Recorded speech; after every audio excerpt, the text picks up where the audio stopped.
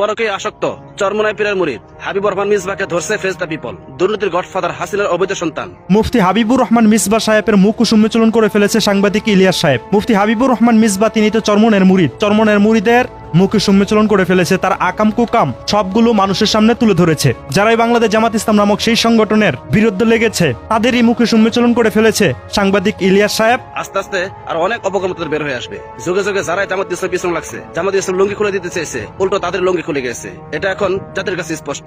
আমার প্রাণপ্রিয় ভাই বন্ধুরা, বাংলাদেশ জামাত ইসলাম নামক সেই সংগঠনের শেষ ভরসা হচ্ছে সাংবাদিক ইলিয়াস। পিনাকি ভট্টাচার্য, পিনাকি ভট্টাচার্যকে দূরে রাখলাম, সাংবাদিক ইলিয়াস হচ্ছে বাংলাদেশ জামাত ইসলাম নামক সেই সংগঠনের শেষ ভরসা। সাংবাদিক ইলিয়াসকে ছাড়া বাংলাদেশ জামাত ইসলাম নামক সেই সংগঠনের কোনো গতি নাই। কোনো একটা ঘটনা ঘটে গেলে বাংলাদেশ জামাত ইসলাম নামক সেই সংগঠনের ঊর্ধ্বতর দায়িত্বশীল এবং কর্মীরা সাংবাদিক ইলিয়াসের মুখের দিকে হা করে তাকিয়ে থাকে, সাংবাদিক ইলিয়াস কোনো কিছু বলে কিনা। সাংবাদিক ইলিয়াস সাহেব এমন একজন ব্যক্তি যিনি কথায় কথা সত্য কথা বলে। তিনি বলেছিলেন চরমনে এবার একটা সিটও পাবে না। ইসলামী আন্দোলন বাংলাদেশ যদি একটা আসনও পায়, সে লাইভে এসে ইসলামী আন্দোলন বাংলাদেশের কাছে ক্ষমা চাইবে। সে তো ক্ষমা চেয়েছে, আমরা দেখেছি, তাই না? যেমন আপনি আমি যারা ইসলামকে বিশ্বাস করি, আমরা কিন্তু শেষ ভরসা হিসাবে মেনে নিয়েছি আল্লাহ পাক রব্বুল আলামিনকে। আর বাংলাদেশ জামাত ইসলাম নামক সেই সংগঠনের কর্মীরা, দায়িত্বশীলেরা সাংবাদিক ইলিয়াসকে তাদের শেষ ভরসা হিসাবে মেনে নিয়েছে। আর তা না হলে বাংলাদেশ জামাত ইসলাম নামক সেই সংগঠনের এই মার্কা অনুসারী কিভাবে এমন কথাগুলোকে বলছে?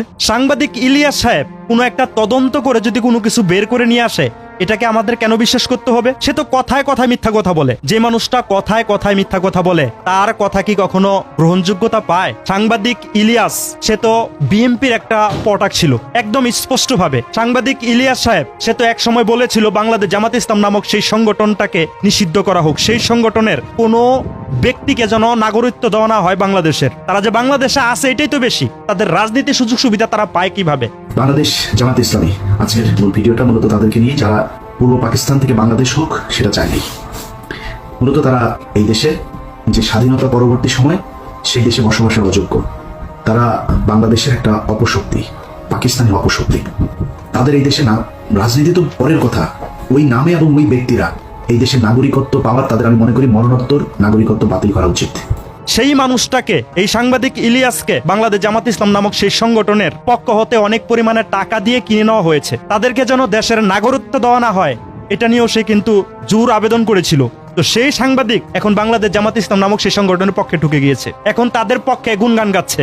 যারা এই বাংলাদেশ জামাত ইসলাম নামক সেই সংগঠনের বিপক্ষে যাচ্ছে, সে আলেম হোক কিংবা আলেম না হোক, সত্য কথাগুলোকে বললে তার বিপক্ষে লেগে যাচ্ছে। বিপি নূর বাংলাদেশ জামাত ইসলাম নামক সেই সংগঠনের সাথে কোন একটা ঝামেলা হয়েছে, এই বিপি নূরের কথাগুলোকে টানতে গিয়ে এখানে নাকি হাবিবুর রহমান মিসবা সাহেবের কথা টেনে এনেছে। এটাকে নিয়েই বাংলাদেশ জামাত ইসলাম নামক সেই সংগঠনের কর্মীরা মাথায় নিয়ে নাচছে। আসলে তাদের সংগঠনের মধ্যে তো সত্য কথা বলার মতো কোনো ব্যক্তি নাই। তাদের শেষ ভরসা হয়ে এখন দাঁড়িয়েছে সাংবাদিক ইলিয়াস সাহেব। সে মিথ্যা বলক সত্য বলক এটাকেই তারা গ্রহণ করে নেয়। নির্বাচনের আগে সাংবাদিক ইলিয়াস বলেছিল না, বিএনপির কাছ থেকে চরমোনাই 400 কোটি টাকা নাকি খেয়েছে, খেয়ে নাকি আলাদা হয়ে গিয়েছে। তার কাছে প্রমাণ আছে, অথচ কারো কাছে প্রমাণ নাই, অথচ সেই প্রমাণও সে দেখাতে পারেনি। তারপরে কয়েকদিন আগে বলল হেফাজতের বর্তমানে যিনি আমির আছেন মুহিবুল্লাহ বাবুনগরী হাফিজাহুল্লাহকে বলল কি উনি নাকি মানে দাজ্জালের বংশধর। মুহিবুল্লাহ বাবুনগরীকে এডিট করে দাজ্জালের মতো একটা চোখ তৈরি করে দিল। এটাকে নিয়ে বাংলাদেশ জামাত ইসলাম নামক সেই সংগঠনের অন্ধভক্তরা কত নাচানাচি করলো। আমি সেজন্যই বলবো বাংলাদেশ জামাত ইসলাম নামক সেই সংগঠনের শেষ ভরসা হয়ে দাঁড়িয়েছে সাংবাদিক ইলিয়াস।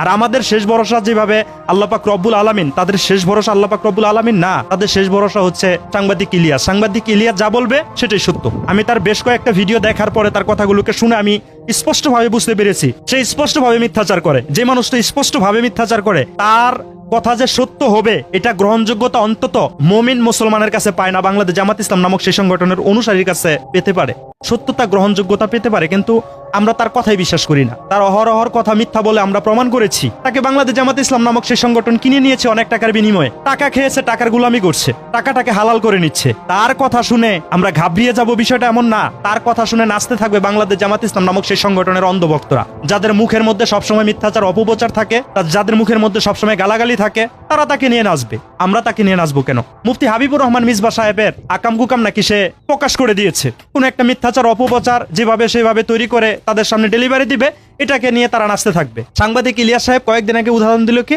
নবী করিম সাল্লাল্লাহু আলাইহি ওয়াসাল্লাম ভুল করেছে, আল্লাহ পাক রব্বুল আলামিন নবী করিম সাল্লাল্লাহু আলাইহি ওয়াসাল্লামকে দিয়ে ভুল করিয়েছে, নাউজুবিল্লাহি মিন জালিক। যে সমস্ত মানুষ এই সমস্ত কথা বলতে পারে তাদের কথা তো গ্রহণযোগ্যতা কখনো আমাদের কাছে অন্তত পায় না, যারা সচেতন মুসলমান তাদের কাছে পায় না। বাংলাদেশ জামাত ইসলাম নামক সেই সংগঠনের অন্ধ ভক্তদের কাছে পেতে পারে, কারণ তাদের শেষ ভরসা পিনাকি ভট্টাচার্য এবং সাংবাদিক ইলিয়াস, তাদের কথা নিয়ে তারা নাচতে পারে।